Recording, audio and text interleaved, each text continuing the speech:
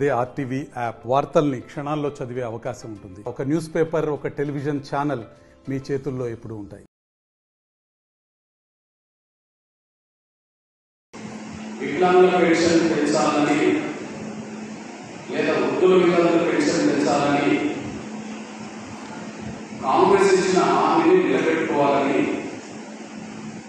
మన ఎంఆర్ఎస్ఏ ఎందుకు పోరాటంలోకి వచ్చింది?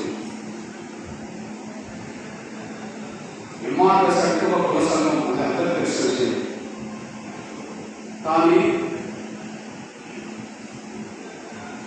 వికలాంగులు ఎవరు ఒక కులంలో అందరూ ఉంటారు.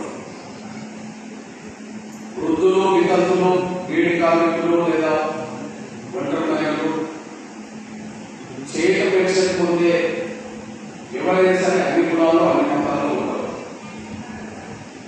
మరి అన్ని కులాల్లో ఉన్నటువంటి వికలాంగులకు పెన్షన్ పెట్టాలని, అన్ని కులాల్లో ఉన్నటువంటి చేయుత పెన్షన్ దారులకు పెన్షన్ పెట్టాలని, వికలాంగులకైతే 6,000 రూపాయలు పెన్షన్ ఇవ్వాలని, వృద్ధులు, వితంతులు, ఒంటరి మహిళలు, బీడి కార్మికులు, ఇతర వర్గాలైతే 4,000 ఇవ్వాలని, దానికోసం ఒక పోరాటం చేయాలని ఓట్లు వేయించుకున్న అధికార పార్టీ ఉన్నది, ఓట్లు వేయించుకున్న ప్రతిపక్ష పార్టీ కూడా ఉన్నది.